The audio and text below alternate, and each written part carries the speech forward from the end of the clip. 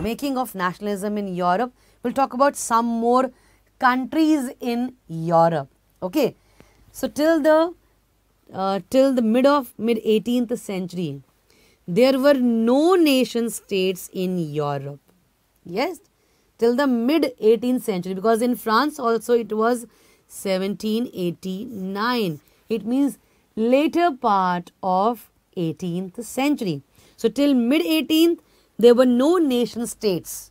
How you can say that there were no nation state?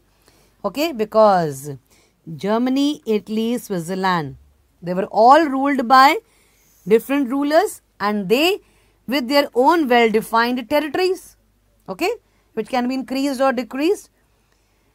So even the eastern and central parts of Europe, they all had autocratic monarchies. Children, in the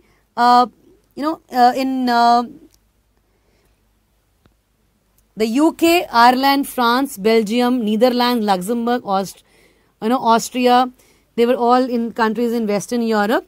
Okay, if we'll see the Central Europe countries are like Austria, Croatia, Czech Republic, Hungary, Germany, Poland. All these countries had autocratic monarchies. Okay, so these countries had autocratic monarchies. So they don't have this concept of nation state, and these people, they are having different ethnic groups. They have occupied different areas, and they spoke different languages. And children, remember I told you, for a country to be a nation, there has to be one common language. Remember in France, they have removed all such dialect and they have made French as the only language in the country. Okay. So, people from different ethnic groups occupied these areas. They spoke different languages. Even the Habsburg Empire that ruled over Austria-Hungary, it was a patchwork of many different regions and people. Children, sometimes this line can be quoted and they can ask a question on this line. The Habsburg Empire that ruled over Austria-Hungary. Okay, over Austria-Hungary there was a rule of Habsburg. So it was a patchwork of many different regions and people. How you can say that? Or if this line can be asked in a question, in an examination as a question, so what you will write? Because this entire Habsburg Empire, it included the Alpine region, which has Tyrol, Austria, Sudetenland, and in these areas people spoke different languages. Like Sudetenland and Bohemia, they had German speaking people. It also included the province of Lombardy and Venetia. There they speak Italian language. So you can see that in one Habsburg Empire, different languages were being, spoken by people. Like there was German speaking people, there were Italian speaking people, and in Hungary, half of the population, they spoke Magyar language, and other half they spoke different dialects. So how can you call these countries as nation state? Because in a nation state, a country has to have one single language. But here you find different ethnic groups are ruling, different languages they are speaking, and even the part of Galicia, the aristocratic class, they spoke Polish language.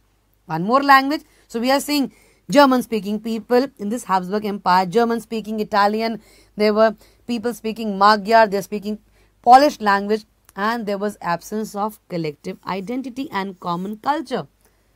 There is no common culture because people are speaking different kind of languages. Apart from this, a large group of peasants, this people like Romans to the east in Transylvania, Bohemia, and Slovaks in the north. Then Slovenes in Carnolia, Croats to the south. Yes, they lived.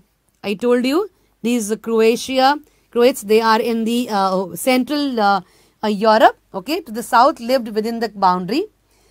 So all these people, they are so different, but they're just one tie which bind them together, and that tie was their allegiance to the emperor. They were ruled by one emperor. Though different parts having different cultures, different groups were there, different kind of languages they used to spoke, but still they were all ruled by one emperor, and that is the only tie which binds them together and nothing else.